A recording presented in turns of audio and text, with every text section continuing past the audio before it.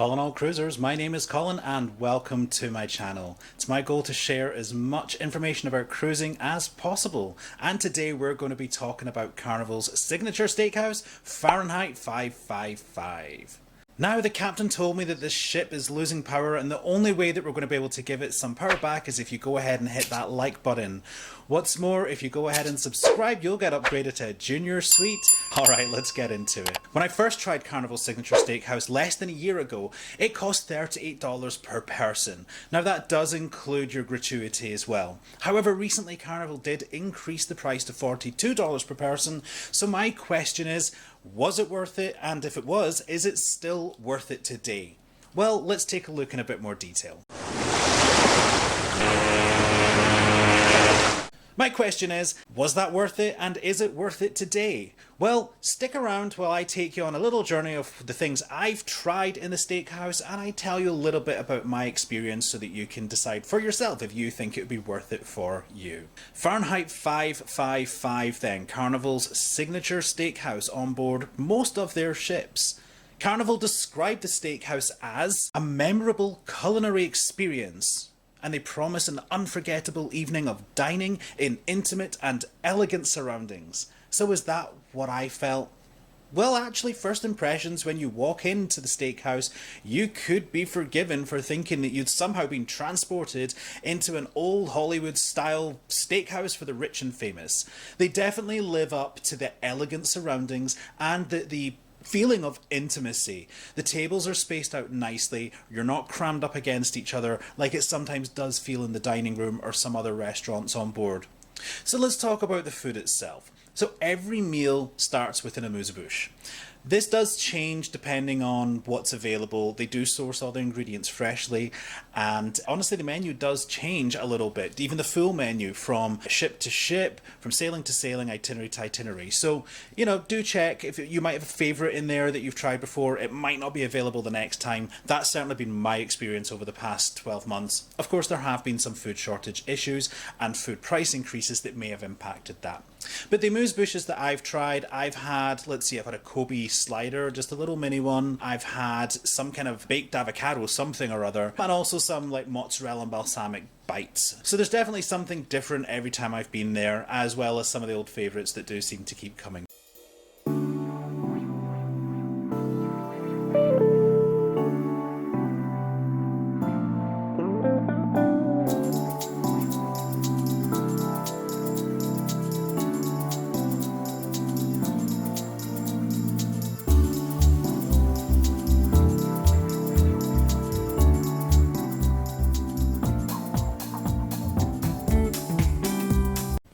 The bread service is also really good. They usually serve 3 different types of bread, and I have to say, having tried them all, I do like each and every one of them. There's one that's a bit like a croissant that seems to be my favourite. And then let's talk about the butter. You will get a mushroom and herb butter, as well as a Himalayan pink salt butter. Now, I do have a mushroom allergy, so they always bring me my own little individual Himalayan salted one.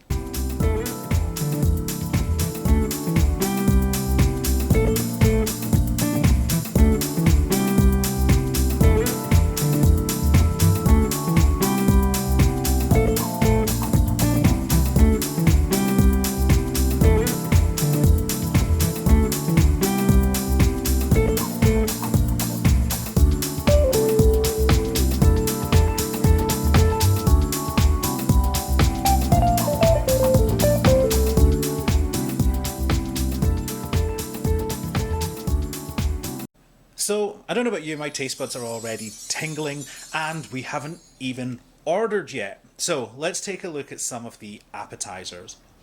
In a traditional steakhouse, you would typically have an appetizer and a salad course.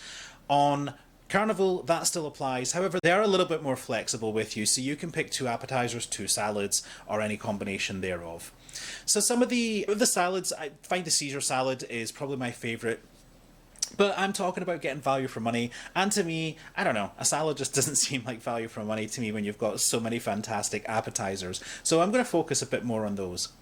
I have to say, Not everybody is a fan of oysters, but if you are, you should get the smoked oysters just for that feeling of elegance. The presentation of these oysters is absolutely fantastic, and the flavour, the smoke, the mace really comes through and is just so delicious. But if oysters aren't your thing, but you're still okay with seafood, then the tuna tartare is also to die for. In fact, I'm thinking the next time I sail, I'm probably going to get 2 of those instead of 2 separate appetizers or an appetizer and a salad, because I just can't get enough of that tuna tartare. It is perfection.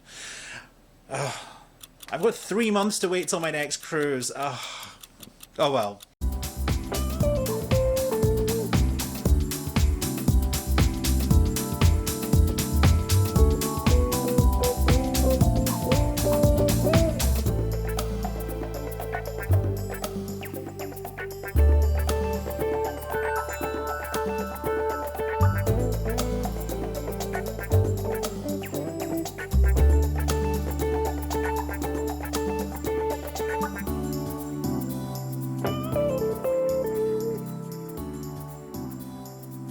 So there's some of the starters. Let's take a look at the entrees. Now, steakhouse selections are totally a personal choice, so I'm not here to tell you what you should eat.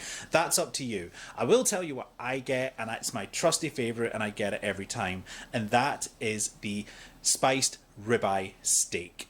It's 18 ounces of perfection. The spice rub blend that they use is just mwah. I don't know what it is, but that steak just melts in your mouth. It's like butter when you slice through it. That steak is just perfect, and to be honest, I loved it the first time, so I didn't see any reason to change it. Maybe in the future I'll expand my horizons a little bit and try something different, but you know, if it ain't broke, don't fix it. That's what I say. If you've tried the steakhouse before though, do let me know in the comments below what your favourite entree is. Maybe I will give it a try next time, we'll see. But yeah, it's the ribeye for me.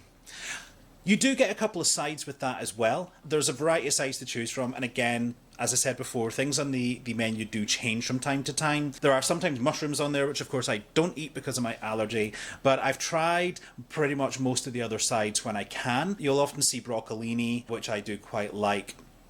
The mac and cheese though, oh, it's just like ooey gooey cheesy goodness. I could just eat a whole plate of that. Unfortunately, the serving sizes, I mean, they are decent serving sizes, but when it comes to something like that, I just want like a bowl of it to stick my head in because it's so delicious. Another MVP for me is going to be their mashed potatoes. So they are advertised as wasabi mash, and I'm not really a big horseradish wasabi fan. Like, it has its place, but it's not something I would usually like want to order.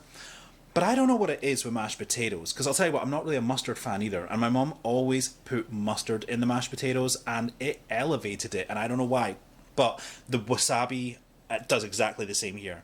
It elevates the mashed potatoes. It's just so delicious. So, you know, again, not a wasabi fan, but it just works in these potatoes. They're just perfect. So that's another one of my favorites. To be honest, I find it really difficult because I do like to make sure I've got a vegetable on there, especially if I've forgone the salad course in lieu of 2 starters. So, you know, the mac and cheese, the mashed potatoes, I just love them both.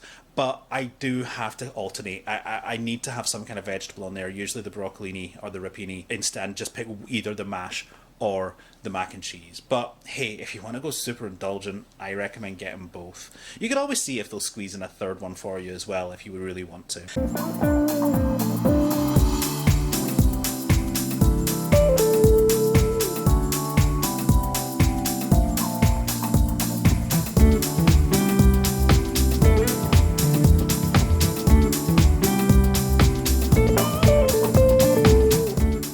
Alright, so we've gone through our amuse-bouche, our bread service, our appetizer and salad courses, and our entrees. We're essentially 5 courses in and we've got 1 more to go, and that is the dessert. Now, no trip to the Carnival Steakhouse would be complete without at least once trying the art at your table. The unfortunate thing about this is everybody in the party has to be on board for this one. You can't just have some of the party order the art at your table and other people order other desserts. You all got to be in. It's all in or nothing. But I'll tell you what, it's so much fun. You will get one of the dessert chefs out at your table, and they will create this modern artistic masterpiece made out of food right there on the table for you. It's so much fun. You've got little kind of fruity roll-ups, you've got different sauces, different creams, and all kinds of different textures in there as well that just make it super delicious. It isn't too filling, but it is really good fun to watch. So definitely try it at least once. Great if you've got maybe a special celebration or you just like having fun with your food. But aside from that, if you are looking to order an individual dessert, they're all fantastic. I gotta say though, some of those portion sizes are like offensive. They are massive. Now, food prices have skyrocketed recently, so I know that most restaurants, and cruise lines included, are looking at somehow trying to reduce portion sizes a little bit to avoid having to increase costs too much. So maybe that's come down a little bit, but even if they do reduce the sizes of this, it's still going to be a really significant portion because it's huge, it's colossal. So cheesecake is one of my favorites though. You definitely cannot go wrong with the cheesecake. It's super delicious.